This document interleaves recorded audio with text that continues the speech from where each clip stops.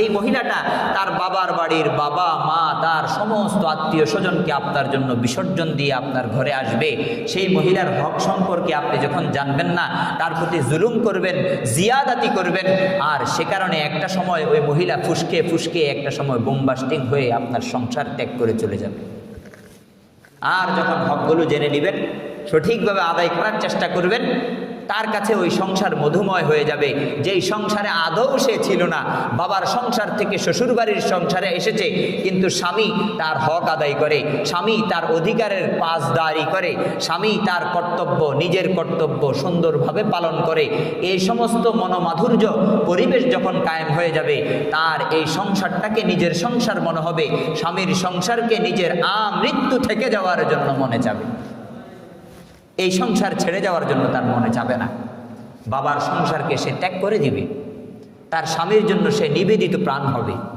সে কারণে স্বামীকে স্ত্রীর অধিকার সম্পর্কে সচেতনতা খুবই জরুরি। এক নাম্বার হলো স্বামীর উপর স্ত্রীর জন্য কর্তব্য। এক নাম্বার, স্ত্রীর যেই অধিকার স্বামীর প্রতি রয়েছে সেটা হলো তার ভরণ পোষণ দেওয়া, অর্থাৎ ভাত কাপড় দেওয়া। কি দেওয়া?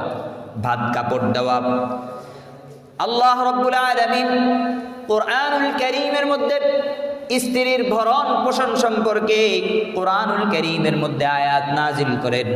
আল্লাহ রাব্বুল আলামিন বলেন, ওয়া আলাল মাউলুদি লাহু রিজকুহুন্না ওয়া কিসওয়াতুহুন্না বিল মা'রুফ। আল্লাহ রাব্বুল আলামিন বলেন, একজন স্বামীর প্রতি তার স্ত্রীর রিজিক অর্থাৎ খাওয়া দাওয়া এবং তার স্ত্রীর পরন অর্থাৎ তার কাপড় এবং বিভিন্ন বস্ত্রদ্রব্য, এই সমস্ত বিষয়গুলো সঙ্গত এবং সুন্দরভাবে দিয়ে দেওয়া একজন স্বামীর কর্তব্য। স্ত্রীকে না খাইয়ে বাহিরে বড় বড় খানার আয়োজন করে নিজের পেট ভরা একজন স্বামী কখনো সে আদর্শবান স্বামী হতে পারে না, যে বাহিরে সে ভালো খেয়ে আসে, স্ত্রীকে ঘরের মধ্যে ভালো খানা দেয় না। সে ভালো ভালো স্ত্রী করে সুন্দর সুন্দর জামা কাপড় পরে, কিন্তু স্ত্রীর হক আদায় করে না, স্ত্রীকে সুন্দর পোশাকের ব্যবস্থা করে দেয় না। স্ত্রীর কাপড়গুলো তেনা তেনা হয়ে আছে, কোনো কোনো জায়গায় ফেড়ে আছে, কোনো কোনো জায়গায় ছিঁড়ে গেছে। এমন স্বামী কখনো আদর্শবান স্বামী হতে পারে না, কোরআনুল কারীমের হুকুম লঙ্ঘন করার কারণে।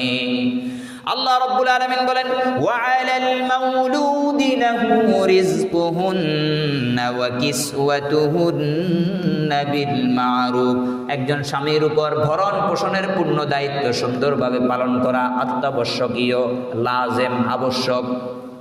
যেই স্ত্রীকে তার বাড়ি থেকে আমি নিয়ে এসেছি, তার ভরণ পোষণ যদি আমি না দিতে পারি তাহলে আমি অকৃতকার্য হব।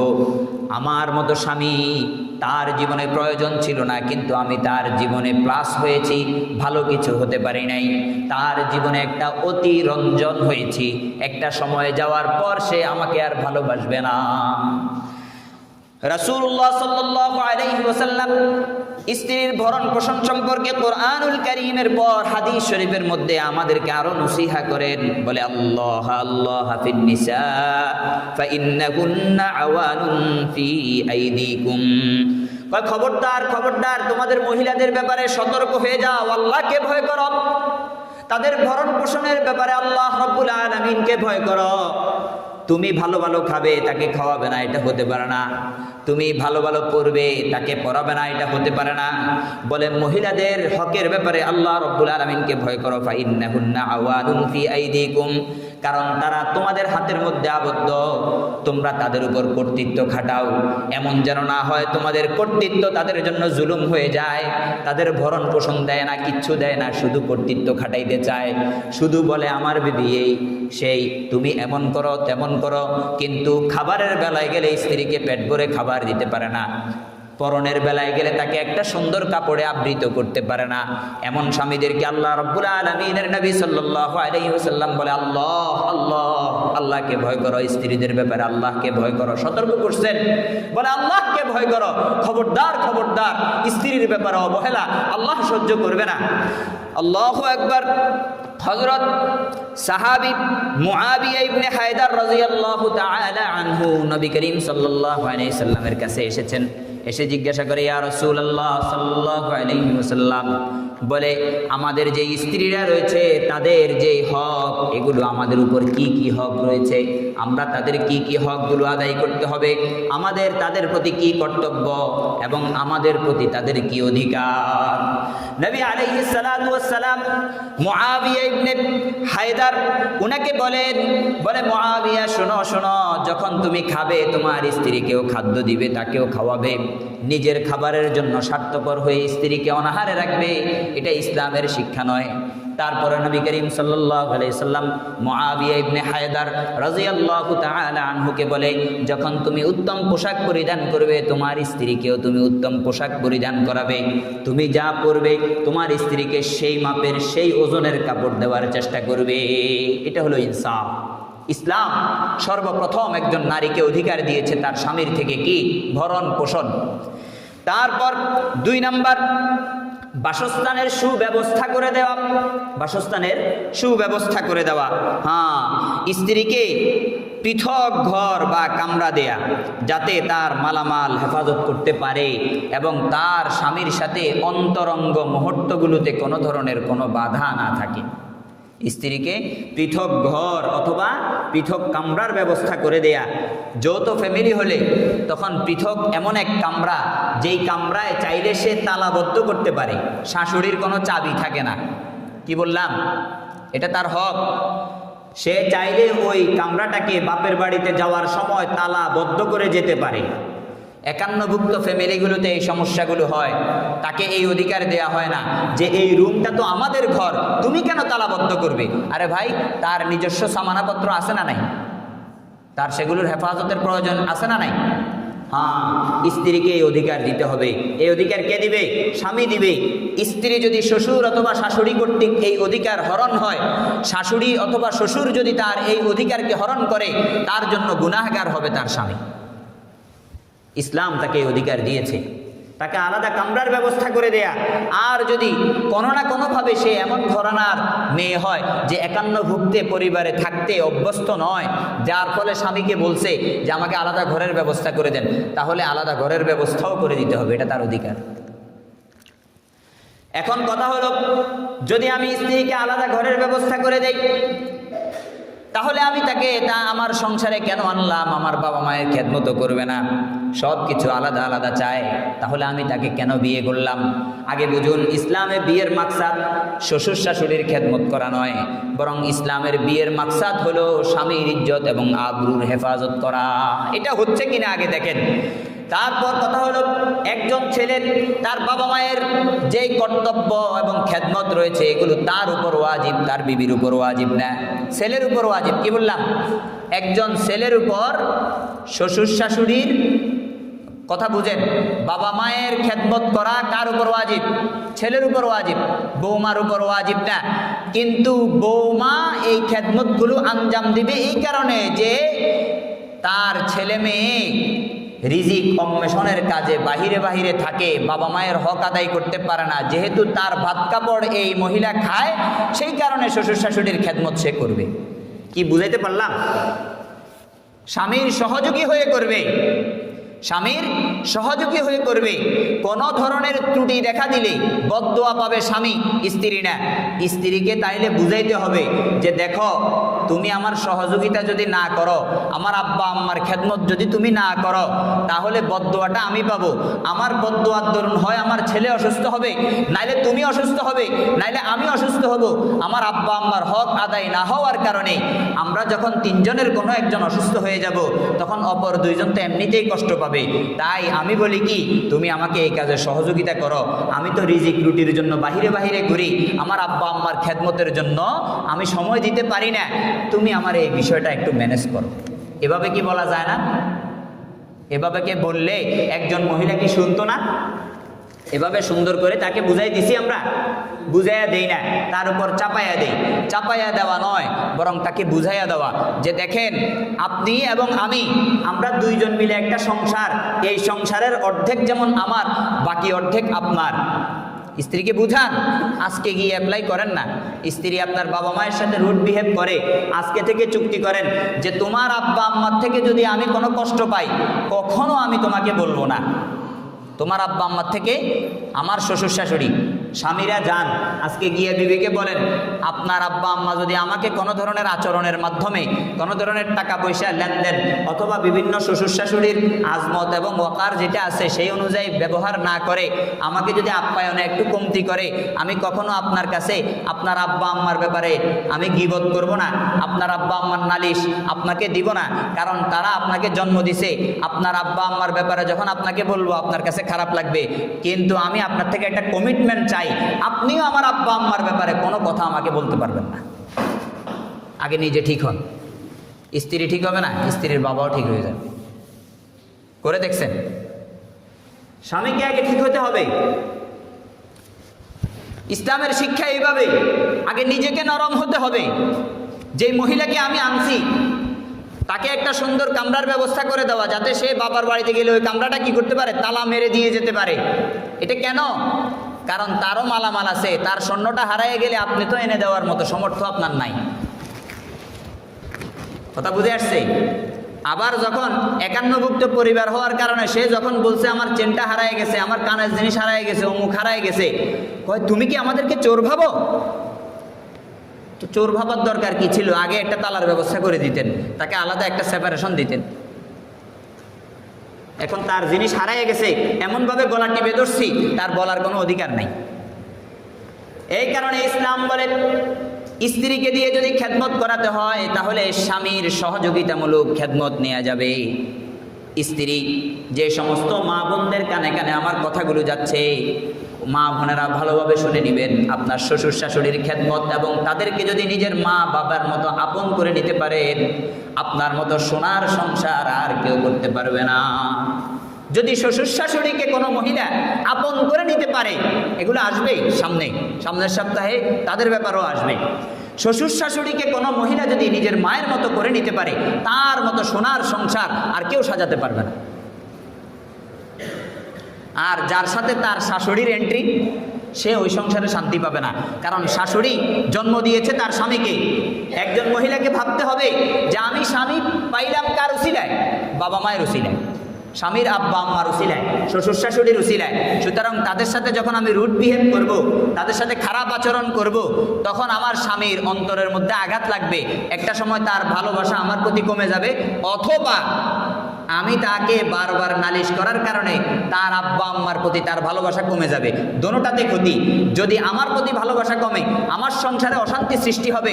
তার আব্বা আম্মার প্রতি যদি তার ভালোবাসা কমে যায়, আব্বা আম্মার বদদোয়া নিবে, বদদোয়া নেওয়ার কারণে আমার সংসারে অশান্তি সৃষ্টি হবে। এই কথাটা আজকে থেকে মা বোনেরা চিন্তা করবেন। কেন শ্বশুর শাশুড়ির খেদমত করবেন? যে ইসলামে নাই, ইসলামে নাই। ইসলামে এই কথা কি নাই আপনি আপনার স্বামীকে সহযোগিতা করবেন? এটা তো আছে। তো স্বামীর উপর যদি তার বাবা মায়ের খেদমত ওয়াজিব হয়, তাহলে আপনি বৌমা হয়ে স্বামীর সহযোগিতা এই নিয়তে করবেন যে তার আব্বা আম্মার খেদমত করলে আমার স্বামীর সহযোগিতা হবে। কারণ স্বামী তো রিজিক অন্বেষণের জন্য বাইরে বাইরে, সে কি এসে এসে বাবা মায়ের এই খেদমতগুলো করতে পারবে? পারবে না। সাধ্য অনুযায়ী করবেন। যেখানে সাধ্য শেষ, প্রিয় বোনেরা, তখন শাশুড়িকে বলবেন, আম্মা আমার শরীরটা খুব খারাপ লাগে, একটু আপনি অনুমতি দিলে আমি একটু রেস্ট করতে চাই। শাশুড়ি যদি পাষাণ না হয়, নিশ্চয়ই সে বলবে, না মা সকাল ধরে অনেক কষ্ট করছো, এখন একটু রেস্ট করো। বলবে কি বলবে না? বলেন না? হ্যাঁ। তো এই কারণে সবার আগে কি বললাম, শ্বশুর শাশুড়ির যেই ঝামেলা, এই ঝামেলা যদি আপনাকে মিটাইতে হয়, সবার আগে কমিটমেন্ট করেন যে আমিও তোমার আব্বা আম্মাকে কোনো ধরনের বিরূপ মন্তব্য করব না, তোমার বাড়িওয়ালাদেরকে নিয়ে কোনো ধরনের গালিগালাজ করব না। রাগ হলে আমরা নিজেরা মিট করব। তোমাকে যত গালিয়ে দেই তোমার আব্বা আম্মাকে দিব না, তোমার ভাই বোনকে দিব না। সেম তুমিও রাগ হলে আমার আব্বা আম্মা এবং ভাই বোন নিয়ে কথা বলবা না। চুক্তি করেন যে আমি তোমার বাবা মা সম্পর্কে তোমার কাছে নালিশ করব না, এর বিনিময়ে আমি চাই কি, আমার আব্বা আম্মা সম্পর্কেও যদি কোনো নালিশ থাকে তুমি হজম করো, আমাকে বলো না। কারণ আমাকে বললে হয় দুইটা জিনিস হবে, এক হলো আমি বাবা মার প্রতি আন্তরিক হয়ে তোমার প্রতি অবহেলা করব, অন্যথায় তোমার প্রতি আন্তরিক হয়ে আমার বাবা মাকে অবহেলা করব। তোমার প্রতি আন্তরিক হয়ে বাবা মার অবহেলা যদি আমি করি, তাহলে আমার প্রতি বাবা মায়ের বদদোয়া হবে, আর বাবা মায়ের প্রতি আন্তরিক হয়ে তোমার যদি অবহেলা করি তাহলে তোমার অধিকার নষ্ট হবে। তোমার অধিকার নষ্ট হলে পরে সংসারের মধ্যে আগুন লেগে যাবে। কথাটা বুঝেন। এই কারণে ইসলামের মধ্যে স্ত্রীর অধিকার স্বরূপ দ্বিতীয় একটি অধিকারের কথা বলেছি, তাকে একটা নির্দিষ্ট বাসস্থানের ব্যবস্থা করে দেওয়া, একটা নির্দিষ্ট কামরার ব্যবস্থা করে দেয়া। তারপর তৃতীয় নাম্বার স্ত্রীর অধিকার হলো মোহর আদায় করে দেয়া। এমন যেন না হয় বিবাহের সময় যেই মোহর ধরেছি, নিয়ত করেছি যদি কখনো বিবাহ বিচ্ছেদ হয়ে যায় তাহলে মোহর আদায় করব, নাইলে করব না, এই নিয়তে যদি বিয়ে করেন তার মানে হলো আপনি জেনা করতেছেন। খবরদার, খবরদার, নিজেকে সংশোধন করেন। মোহর আদায়ের নিয়তে বিয়ে করবেন, চেষ্টা করবেন 2 টাকা হোক, 3 টাকা হোক, 10 টাকা হোক, 20 টাকা হোক, আস্তে আস্তে দেওয়ার চেষ্টা করবেন। দেওয়ার মতো মন মানসিকতা রাখবেন। হ্যাঁ, মাপ করানোর মতো চোরামি করবেন না। সেই কারণে মোহরটাও ধরবেন সহনীয় পর্যায়ে, যেটা আপনি আদায় করতে পারবেন। কারণ মোহর হচ্ছে ওয়াজিব ঋণ। কি ঋণ? ওয়াজিব ঋণ। আল্লাহ রাব্বুল আলামিন কোরআনুল কারীমের মধ্যে মোহর আদায় সম্পর্কে ওয়াজিব করে দিয়েছেন। আল্লাহ রাব্বুল আলামিন বলেন, ওয়া আতুন নিসা সাদুকাতিহিন্না নিহলা। আল্লাহ রাব্বুল আলামিন বলেন, মহিলাদেরকে তাদের মোহর তোমরা ন্যায়সঙ্গতভাবে যথাযথভাবে আদায় করে দাও। তাদের মোহরের মধ্যে কার্পণ্য করা যাবে না। তৃতীয় নম্বর মহিলাদের অধিকার আমাদের প্রতি গেল। তারপর আমাদের স্ত্রীদের চতুর্থ নম্বর আমাদের প্রতি যে অধিকার, তা হলো স্ত্রীর সাথে সদ্ব্যবহার করা, তাদেরকে ভালো ব্যবহার উপহার দেওয়া, তাদের সাথে রুড বিহেভ না করা। রাগ হইলেই তাদের হাতে, তাদের ঘাড়ের উপরে মারি, রাগ হইলেই গ্লাসটাকে ফিক্কা মারি, রাগ হইলেই প্লেটটাকে ফিক্কা মারি। হ্যাঁ, কষ্ট পায় না সে তার সব কিছু ছেড়ে আপনার কাছে আসছে না, আপনার সংসার করতেছে না। এক পর্যায়ের রাগকে আপনি এত বড় মনে করলেন, সকাল থেকে সন্ধ্যা পর্যন্ত, সন্ধ্যা থেকে রাত 9টা 10টা পর্যন্ত, ঘুমানোর আগ পর্যন্ত খুঁটিনাটি ছোট বড় এই যে কাজগুলো কে করে? সে করতেছে কিনা? এটা কি আপনার উপর আল্লাহর নেয়ামত নয়? আপনার উপর যদি এটা আল্লাহর নেয়ামত হয়ে থাকে, তার ওই ভালো বৈশিষ্ট্যগুলো চিন্তা করেন না। চিন্তা করে নিজের রাগটাকে সংবরণ করেন, যে আমার বিবির একটা খারাপ গুণ আছে, ঠিক আছে, এই খারাপ গুণের বদলায় তো সে আমাকে 10টা ভালো কাজ উপহার দিতেছে, তাহলে আমি তারপরেও কেন রাগ হয়ে যাব? ঠিক আছে না নাই? ঠিক আছে না নাই? হ্যাঁ, তার সাথে ভালো ব্যবহার উপহার দেওয়া।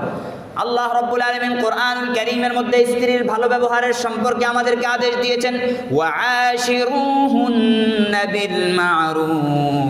আল্লাহ রাব্বুল আলামিন বলে তাদের সাথে বসবাস করো, সহ অবস্থান করো, কিন্তু খুব ভালোভাবে, উত্তম তরিকায়। খবরদার, খবরদার, তাদের সাথে রুড বিহেভ করা যাবে না। নবী আলাইহিস সালাতু ওয়াস সালাম এই কারণে একজন পুরুষের চরিত্রের সার্টিফিকেট একজন মহিলার মধ্যে রেখে দিয়েছেন। বলে, পুরুষ তুমি চরিত্রবান নিজেকে নিজে দাবি করলেই হবে না, বরং তোমার স্ত্রী তোমাকে চরিত্রবান এবং ভালো মানুষ হিসেবে স্বীকৃতি দিতে হবে, তবে আল্লাহর আদালতে তুমি ভালো মানুষ হতে পারবে। আল্লাহ রাসূল সাল্লাল্লাহু আলাইহি ওয়াসাল্লাম বলেন, আকমালুল মুমিনিনা ঈমানান আহসানুহুম খুলুকা ওয়া খিয়ারুকুম খিয়ারুকুম লিনিসাইহিম। নবী আলাইহিস সালাতু ওয়াস সালাম বলে মুমিনদের মধ্যে সর্বাধিক পরিপূর্ণ ঈমানের অধিকারী হলো ওই মুমিন যার চরিত্র বেশি সুন্দর, যার চরিত্রটা মাধুর্যপূর্ণ, যার চরিত্র দেখলেই মনটা ভালো হয়ে যায়। তারপর রাসূল সাল্লাল্লাহু আলাইহি সাল্লাম বলে, তোমাদের মধ্যে উত্তম চরিত্রবান হলো সে তারা যারা তাদের স্ত্রীর কাছে উত্তম চরিত্রবান। তোমাদের মধ্যে উত্তম চরিত্রবান হলো তারা যারা তাদের স্ত্রীর কাছে উত্তম চরিত্রবান। আল্লাহ রাসূল সাল্লাল্লাহু আলাইহি সাল্লাম পুরুষের রাগকে এখানে সব মাটি করে দিছে। খবরদার, খবরদার, রাগ করবা, স্ত্রীর কাছে উত্তম সার্টিফিকেট নিতে হলে কি মুখে নিবা? কথা বুঝে আসছে? পুরুষদেরকে বলছে, তোমার সার্টিফিকেট কে দিবে? তোমার ঘরওয়ালি দিবে। তোমার ঘরওয়ালি যদি তোমাকে ভালো বলে তাহলে আল্লাহর কাছে তুমি ভালো হতে পারবা। নবী করিম সাল্লাল্লাহু আলাইহি ওয়াসাল্লাম হাদিসের এক টুকরার মধ্যে বলেন, খিয়ারুকুম খিয়ারুকুম লিআহলিকুম, বলে তোমাদের পরিবারের নিকট যারা ভালো তারা আসলেই ভালো। তারপর নবী আলাইহিস সালাতু ওয়াস সালাম নিজের দিকে ইঙ্গিত করে বলেন, ওয়া আনা খিয়ারুন লিআহলি, বলে শোনো শোনো, আমি আমার পরিবারের নিকট সর্বাধিক উত্তম। রাসূল তার পরিবারের কাছে সবচেয়ে সবচাইতে উত্তম। হযরত আয়েশা সিদ্দিকা রাদিয়াল্লাহু তাআলা আনহাকে জিজ্ঞাসা করা হয়েছে, বলে রাসূল সম্পর্কে আমাদেরকে বর্ণনা দেন। বলে রাসূল সাল্লাল্লাহু আলাইহি সাল্লাম ঘরের মধ্যে কি করে? হযরত আয়েশা বলে রাসূল নিজের জুতা নিজে সেলাই করে, নিজের কাপড়গুলো নিজে ধোয়, আমার সাথে কাজে সহযোগিতা করে যতক্ষণ পর্যন্ত ঘরে থাকে।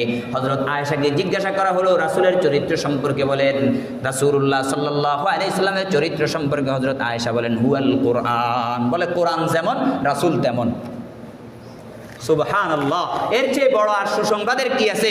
নবী আলাইহিস সালাতু ওয়াস সালাম বলে আমার পরিবারের কাছে আমি এই কারণে বেশি উত্তম, আমার পরিবার আমাকে বেশি গ্রহণ করছে, তারা আমাকে বেশি মহব্বত করে, তারা আমাকে নিয়ে কাড়াকাড়ি করে, যে এটার মূল কারণ হচ্ছে আমি তাদের সবার কাছে প্রিয়, সমান তালে প্রিয়।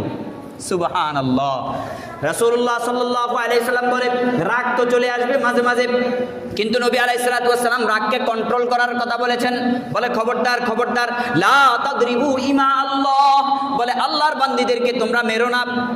ঘাড়ের উপর হাত তুলবা, গালের মধ্যে চড় লাগাইয়া দিবা। যদিও ইসলামী শরীয়ত বিভিন্ন সময় ন্যায়সঙ্গত কারণে হালকা পাতলা মায়ের অধিকার স্বামীকে দিয়েছে, কিন্তু না মারাটা হলো বেশি উত্তম, আর মারাটা হলো অনুত্তম। কি বললাম? মারাটা অনুত্তম। নবী আলাইহিস সালাতু ওয়াস সালাম বলে লা তাদরিবু ইমা আল্লাহ, আল্লাহর বান্দীদের উপর তোমরা হাত তুলো না, মেরো না। হাত আটকায় দিয়েছেনি। এরপরে কাজের থেকে আসছি, আপনি যেমন কাজ করছেন, সেও তো রান্না করছে, সেও গরমে ছিল, আপনিও গরমে ছিলেন, তো সে আবার এখানে কি বসেছিল নাকি, ঘুমেছিল নাকি? হ্যাঁ, আল্লাহু আকবার। একদিন আমি রামগড় বাজার থেকে অটোতে আসতেছি, পিছনে এক মহিলা ওই অটোওয়ালার সাথে কি করতেছে, গল্প করতেছে। আজকে তো ঘরে গিয়া কোনো নিস্তার নাই, দেরি হয়ে গেছে, গরম ভাত না পাইলে আমার ঘাড়ের উপরে মাইর পড়ব। আহ, কত বড় জুলুমের কাহিনী এটা! সে অটোওয়ালার সাথে এটা শেয়ার করতেছে। এটা নির্লজ্জতার একবারে সর্বশেষ সীমা। আমার স্ত্রী আমার কথাগুলো বাহিরে গিয়ে শেয়ার করবে, এটা কত খারাপ জিনিস চিন্তা করছেন? চরিত্র গঠন করেন, চরিত্র গঠন করেন। যে পুরুষ স্ত্রী মারে সে কাপুরুষ, বাহিরে পারে না, ভেতরে আয়সা করে। কেন? এটা তো খারাপ জিনিস। নবী আলাইহিস সালাতু ওয়াস সালাম 11 বিবি একসাথে পরিচালনা করেছে, কখনো কোনো বিবির উপরে রাগও করে নাই, হাতও তুলে নাই। যদি রাগ করছে হয় তাহলে ইসলামের কারণে রাগ করছে, রাগ করছে হয় ইসলামের কারণে রাগ করছে। রাগ করে কোনো প্রতিক্রিয়া জাহির করে নাই, বরং চুপ হয়ে গেছে। চুপ হয়ে একবারে ঝিম মেরে বসেছিল যতক্ষণ না আল্লাহ কোরআনের আয়াত নাজিল করছে। কথা বুঝে আসছে? হ্যাঁ, নবী এতজন স্ত্রী একসাথে চালাইছে, একটার গায়ে হাত তুলতে হলো না। আপনি একটা চালাইতে আপনার গায়ে এতবার করে হাত তোলা লাগে, কেমন পুরুষ হলেন আপনি? ইসলামের সুশীতল ছায়ায় আসেন, আপনার সংশোধন হোক, তারপরে যাইয়া আপনার স্ত্রীর মধ্যে, আপনার সংসারের মধ্যে শান্তি আসবে। এই কারণে তো শান্তি পান না। তারপর স্ত্রীর আরও একটি অধিকার হলো স্ত্রীর সাথে রাত যাপন করা। হ্যাঁ, রাত্রে বাহিরে বাহিরে ঘুরে, কোনো খবর নাই। বুঝে আসছে? ঢাকায় গেলে 4 মাসের অধিক সময় থাকে, বিবির সাথে আর মোলাকাত নাই। বুঝে আসছে? হ্যাঁ, যে সমস্ত প্রবাসী ভাইয়েরা বিদেশের নিয়ত করেছেন বা করছেন বা যারা আছেন, উনাদের জন্য সবচেয়ে উত্তম হলো 4 মাস পরে পরে যদি আসার ব্যবস্থা থাকে আসবেন। কারণ ইসলামী শরীয়ত একজন মহিলার সাথে 4 মাসের মধ্যে মিলিত হওয়ার কথা বলছেন। মানে স্বামী যেন স্ত্রীর সাথে 4 মাসের ভেতরে ভেতরে একবার মোলাকাত হয়। যদি মোলাকাত না হয়, 4 মাসের অধিক সময় হয়ে যায়, আর ওই স্ত্রী যদি কোনো খারাপ কাজে লিপ্ত হয়, ওই খারাপ কাজের পূর্ণ দায়ভার তার স্বামীর উপর যাবে। কথা বুঝে আসছে? 4 মাসের মধ্যে যদি মিলিত না হয় অথবা মিলার কোনো চেষ্টা না করে, একতত 4 মাসের মধ্যে মিলার কোনো অধিকার কোনো কি নাই, নিয়ত করতে পারে না। হয়তো আর্থিক সমস্যা থাকে অনেকের, কিন্তু অনেকে বড় লোক হওয়ার পরেও করে না, টাকা পয়সা থাকার পরেও করে না। আরে টাকা খরচ হয়ে যাবে, আরে স্ত্রীর জন্য টাকা আপনি ব্যয় না করলে আর কোথায় করবেন বলেন? হ্যাঁ, 4 মাসের মধ্যে মধ্যে মোলাকাত। যদি এটা না হয় তাহলে তাকে নিয়ে যাওয়ার ব্যবস্থা করেন। আপনার ইজ্জতের হেফাজত সবার আগে। নবী আলাইহিস সালাতু ওয়াস সালাম কোনো যুদ্ধের মধ্যে উম্মাহাতুল মুমিনিন, আমাদের আম্মা জানদের কোনো একজনকে নিয়ে যান না, এমন একটা যুদ্ধ দেখান। যুদ্ধের মধ্যে পর্যন্ত যেখানে স্পর্শকাতর জায়গা, যেখানে তীর বিদ্ধ হচ্ছে, যেখানে তরবারি চলছে, সেখানে পর্যন্ত আম্মা জানদের একজনকে নিয়ে যেতেন নিজের ইজ্জতের হেফাজতের জন্য। দূর দূরান্তে যখন যুদ্ধ করতে যেতেন। এই কারণে যদি শক্তি সামর্থ্য থাকে, ভিসা পাসপোর্টের মাধ্যমে আপনার নিজের লজ্জাস্থানের হেফাজতের জন্য স্ত্রীকে নিয়ে যান। আর যদি সেটা তৌফিক না হয় তাহলে 4 মাস পরে পরে আসার চেষ্টা করেন। যদি সেটাও না হয় তাহলে স্ত্রীর সাথে অন্তত ভালো ব্যবহারটা সেখান থেকে করেন। বুঝে আসছে? যাতে করে সে এদিক সেদিক না চলে যায়, পিছলাইয়া না যায়। কারণ পিছলাইয়া গেলে কিন্তু 4 মাসের পরে যত পিছলানি আছে ওই পিছলানিগুলো তাকে এককভাবে সমাজ যদিও বলে যে চরিত্রহীনা, কিন্তু আপনাকে আগে চরিত্রহীন বলা দরকার। কারণ আপনি তার অধিকার দেন নাই, তার প্রতি আপনার যে কর্তব্য সেটা পালন করেন নাই, সে বিদায় সে ওই পাশের বাড়ির দেবরের সাথে ভেগে চলে গেছে। আপনার দোষটা আপনি আগে স্বীকার করেন। যখন আপনি আপনার দোষটা আগে স্বীকার করবেন তখন দেখবেন অপরজনে একবারে নির্দোষ। কথা বুঝে আসছে? আমাদের মধ্যে এই টেন্ডেন্সি নাই। আল্লাহু আকবার। এই কারণে স্ত্রীর আরেকটি অধিকার হলো তার সাথে বসবাস করা। আল্লাহ রাব্বুল আলামিন কোরআনুল কারীমের মধ্যে আয়াত নাজিল করেছেন। আল্লাহ রাব্বুল আলামিন বলেন আসকিনুহুন্না মিন হাইসু সাকানতুম, বলে তোমরা যেখানে বসবাস করো তোমাদের স্ত্রীদেরকে সেখানে বসবাস করাও। আটকায়া দিছেনি?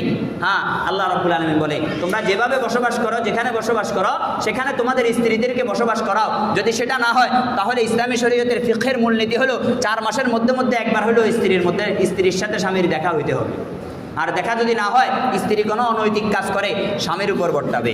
কারণ দেখা হওয়া না হওয়া কার অধিকার? স্বামীর। স্বামী চাইলে হয়, নাইলে হয় না। এই কারণে স্বামীর উপর সেগুলো বর্তাবে। আল্লাহু আকবার।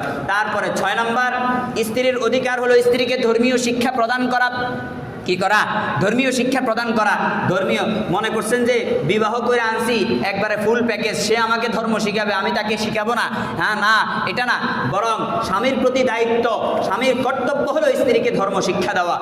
আল্লাহ রাব্বুল আলামিন কুরআনুল কারীমের মধ্যে বলেন ইয়া আইয়ুহাল্লাযীনা আমানু কু আনফুসাকুম ওয়া আহলিকুম নারা, বলে নিজেকে আগে বাঁচাও, তারপর নিজের পরিবারকে বাঁচাও, জাহান্নামের আগুন থেকে বাঁচাও। জাহান্নামের আগুন থেকে যদি তুমি বাঁচাইতে চাও, তাকে ধর্মকর্ম শিক্ষা না দিলে সে জাহান্নামের আগুন থেকে বাঁচতে পারবে না। হাদিস শরীফের মধ্যে নবী আলাইহিস সালাতু ওয়াস সালাম বলেন আর রাজুলু রাইন আলা আহলি বাইতিহি, বলে একজন পুরুষ তার পরিবার সম্পর্কে দায়িত্বশীল। ওয়া হুয়া মাসউলুন আন রাইয়াতিহি, আর তার পরিবারের দায়িত্ব সম্পর্কে আল্লাহ রাব্বুল আলামিনের কাঠগড়ায় তাকে দাঁড়াতে হবে। ধর্ম শিক্ষা দেওয়া হয়েছিল কিনা, তাকে সুন্দরভাবে পরিচালনা করা হয়েছিল কিনা, এই ব্যাপারে আল্লাহ রাব্বুল আলামিনের কাছে তাকে হিসাব দিতে হবে। এমনি এমনি ছেড়ে দেবে না। হ্যাঁ, স্ত্রীকে ধর্ম শিক্ষা দেই না, কর্ম শিক্ষা দেই না, এরপরে অমুকের সাথে বিহেভিয়ার খারাপ হলে তখন বলি যে আমার স্ত্রী খারাপ। আগে স্ত্রীকে ধর্ম শিক্ষা দেন, পর্দা শিক্ষা দেন, নামাজ শিক্ষা দেন, রোজা শিক্ষা দেন, স্ত্রীকে ধর্মের গণ্ডিতে নিয়ে আসেন। তারপর দেখেন না স্ত্রী আপনার সাথে কেমন ব্যবহার করে। করছেন এগুলো? বলে নিজেই তো ধর্ম পালন করি না। ও ভাই, নিজে যদি ধর্ম পালন করি না এমন কথাটা আমার হৃদয় থেকে হয়, তাহলে আমার লজ্জা পাওয়া উচিত। আমাকে আজকে থেকে সোজা হয়ে যাওয়া উচিত। আজকে থেকে সোজা হয়ে যান না। পরিবার ধ্বংস হয়ে যাচ্ছে, সমাজ ধ্বংস হয়ে যাচ্ছে, রাষ্ট্র ধ্বংস হয়ে যাচ্ছে শুধুমাত্র পরিবারের নীতি খারাপ হওয়ার কারণে। পরিবার থেকেই তো সমাজ, সমাজ থেকে রাষ্ট্র। আপনি রাষ্ট্র সংস্কার করবেন, পরিবার সংস্কার করবেন না, আপনাকে কে শিখালো যে আপনার রাষ্ট্রটা ভালো হয়ে যাবে? তারপর স্ত্রীর 7 নম্বর অধিকার হলো স্ত্রীর চরিত্রের ব্যাপারে কোনো সন্দেহ না করা। স্ত্রী মনে হয় অমুকের সাথে কথা বলে, তমুকের সাথে কথা বলে, শুধু সন্দেহ করে, শুধু সন্দেহ করে। আপনার কাছে দলিল আছে? কয় আছে। তো তাহলে তো স্পষ্ট, এটা তো সন্দেহের কোনো বিষয় নাই, এবার ছাইড়া দেন। দলিল নাই, অস্পষ্ট, তাহলে সন্দেহ করবেন না, নিজের যে পরিবারটাকে ধ্বংস করবেন না। সন্দেহ বড় খারাপ জিনিস। আল্লাহ রাব্বুল আলামিন কুরআনুল কারীমের মধ্যে বলেন ইয়া আইয়ুহাল্লাযীনা আমানু ইজতানিবু কাসীরাম মিনাজ-যন ইন্না বা'দায-যন্নি ইসমুন। আল্লাহ রাব্বুল আলামিন বলে কিছু কিছু এমন ধারণা আছে যেগুলো গুনাহের দিকে নিয়ে যায়। সন্দেহ যে করতেছেন, আপনার তো দরকার ছিল বিয়ের সময় যাচাই বাছাই করা, এই মহিলাটা কেমন, তার চরিত্র কেমন, সে কোথায় কোথায় যায়, সে সমাজে কিভাবে কিভাবে চলেছে, তার মুরব্বীরা তার ব্যাপারে কি বলে, যাচাই বাছাই করে বিয়ের আগে আনা উচিত ছিল। বিয়ে করে ফেলছেন, এখন শুধু প্রতিনিয়ত রাত্রেও সন্দেহ, সকালেও সন্দেহ, রাত্রে একবার পাতিল মারামারি, সকালবেলা একবার পাতিল মারামারি। এগুলো কি আপনাকে ইসলাম শিখাইলো? কেন? আগে তো আপনাকে যাচাই বাছাই করা দরকার ছিল, ওই সময় করেন নাই। এরপরে নিয়ে আসার পরে এখন শুধু সন্দেহের পরে সন্দেহ। হ্যাঁ, না, খবরদার সন্দেহ করবেন না। স্পষ্ট হয়ে গেছে, এরপর সিদ্ধান্ত নেন মুরব্বীদেরকে নিয়ে। এখন কি রাখবেন? রাখতে চাইলে কি কি শর্তে রাখবেন, আর যদি না রাখেন তাহলে কেন কেন রাখবেন না উল্লেখ করেন, ছেড়ে দেন অথবা রেখে দেন। রাখলেও সুন্দরভাবে রাখতে হবে, আবার নতুন করে সন্দেহ করা যাবে না। কথা বুঝিয়ে দিতেছি, আবার নতুন করে সন্দেহ করা যাবে না। আর যদি ছেড়ে দেন তাও সুন্দরভাবে ছেড়ে দিতে হবে। তাকে বদনাম করে তার ব্যাপারে গুচ্ছা রটাইয়া এগুলোর দরকার নাই। দলিল প্রমাণ স্পষ্ট, সংসার শেষ। অথবা আছে, থাকলে কিভাবে আছে, না থাকলে কিভাবে আছে, সমাজের মাধ্যমে সিদ্ধান্ত নিয়ে নেন। কিন্তু সন্দেহ করে করে প্রতিদিন কুড়ে কুড়ে কুড়ে কুড়ে 10 বছরের সংসার করছি, মহিলা বলে যে আমার স্বামীর থেকে আমি কোনো ভালো বিহেভিয়ার পাই নাই, শুধু সন্দেহ পাইছি আর সন্দেহ পাইছি। আর স্বামী বলে সেই বেডিও আমার শুধু সন্দেহ করে। খবরদার, সন্দেহের ব্যাপারে সতর্ক হন। এই সমস্ত সন্দেহগুলো আমাদের পরিবারগুলোকে খেয়ে দিচ্ছে। আপনি এই কথাটা চিন্তা করবেন, আমার তকদিরে যেটা লেখা ছিল, কারণ কোরআনুল কারীমের মধ্যে আল্লাহ রাব্বুল আলামিন বলেছেন, আল খাবিসাতু লিল খাবিসিনা ওয়াল খাবিসুনা লিল খাবিসাত ওয়াত তাইয়িবাতু লিত তাইয়িবিনা ওয়াত তাইয়িবুনা লিত তাইয়িবাত।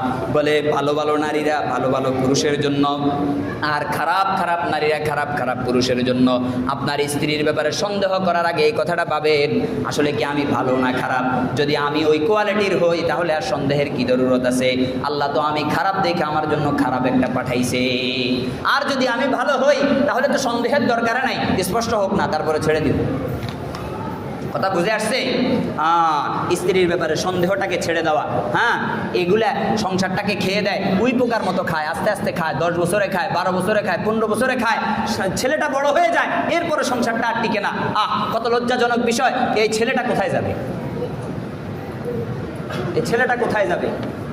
এই সন্দেহগুলো আমাদের সংসারগুলোকে নষ্ট করে দেয়। খবরদার, সন্দেহ করবেন না। স্পষ্ট হওয়া ছাড়া কোনো ধরনের কোনো তকমা কেউ কাউকে দিবেন না। তারপর স্ত্রীর অধিকার হলো, স্ত্রী মান অভিমান করবে, একটু রাগ করবে। মহিলা তো বাঁকা হাড্ডি দিয়া, এই যে এই জায়গার যে হাড্ডিটা আছে, এই হাড্ডি দিয়া হাদিস শরীফের মধ্যে আসতেছে, সে মান অভিমান করবে। কিন্তু মান অভিমান করলে আপনি কি করবেন? নবী আলাইহিস সালাতু ওয়াস সালাম বলেন, ইস্তাউসু বিন নিসাই খায়রা। বলে আমার সাহাবায়ে কেরাম, মহিলাদের ব্যাপারে কল্যাণের পরামর্শ আমার থেকে গ্রহণ করো। তাদেরকে কিভাবে সোজা করবা? বলে তাদেরকে যদি তুমি সোজা করতে যাও তাহলে ভেঙে যাবে। নবী আলাইহিস সালাতু ওয়াস সালাম বলে, ফা ইন্নাকুন্না খুলিকনা মিন দিল্লাইন। বলে তাদেরকে পাজরের হাড্ডি দিয়ে তৈরি করা হয়েছে, অর্থাৎ আমাদের বিবিগণকে আমাদের পাজরের হাড্ডি থেকে তৈরি করা হয়েছে। তারপর নবী আলাইহিস সালাতু ওয়াস সালাম বলে, ওয়া ইন্না আওয়াজা শাইইন ফিদ দিলই আ'লাহু। বলে পাজরের হাড্ডির মধ্যে সর্বাধিক বক্র হলো সেই হাড্ডিটি যেটি পাজরের একবারে উপরে আছে। এই যে গলার নিচের হাড্ডি, এটা আপনারা ধরে দেখেন না কেমন বাঁকা, বাকিগুলোর থেকে আরো বেশি বাঁকা। বলে যে এই পাজরের হাড্ডি যেহেতু বাঁকা, তাদের মধ্যে বক্রতা থাকবে। মহিলাদের মধ্যে কি থাকবে? বক্রতা থাকবে। নবী আলাইহিস সালাতু ওয়াস সালাম বলেন, ফাইন যাহাবতা তুকিমুহু কাসারতাহু। বলে তুমি যদি তাদেরকে সোজা করতে চাও তাহলে ভেঙে যাবে, ভেঙে ফেলতে হবে। আর ভেঙে যাওয়াটা হলো তালাক হয়ে যাবে, আর কিচ্ছু হবে না। তালাক হয়ে সম্পর্কটা বিচ্ছিন্ন হয়ে যাবে। আর রাসূল সাল্লাল্লাহু আলাইহি সাল্লাম বলে, ওয়া ইন তারাকতাহু লাম ইয়াজাল আওয়াজা। আর যদি তুমি তাদেরকে এইভাবে ছেড়ে দাও, তোমরা যদি তাদেরকে এইভাবে ছেড়ে দাও তাহলে বাঁকা বাঁকাই থেকে যাবে। তাহলে করবেটা কি? ছেড়ে দিলেও সমস্যা, সোজা করতে গেলেও ভেঙে যাচ্ছে, আবার যখন এইভাবে ছেড়ে দিবেন তখন বাঁকাটা বাঁকাই থেকে যাবে। নবী আলাইহিস সালাম কি বলে? নবী আলাইহিস সালাতু ওয়াস সালাম বলে, ফাস্তাউসু বিন নিসা। বলে মহিলাদের ব্যাপারে কল্যাণকামী হও, সব সময় তাকে ইসলামের বাণীগুলো শোনাও, তাকে ওয়াজ করো, নসিহত করো।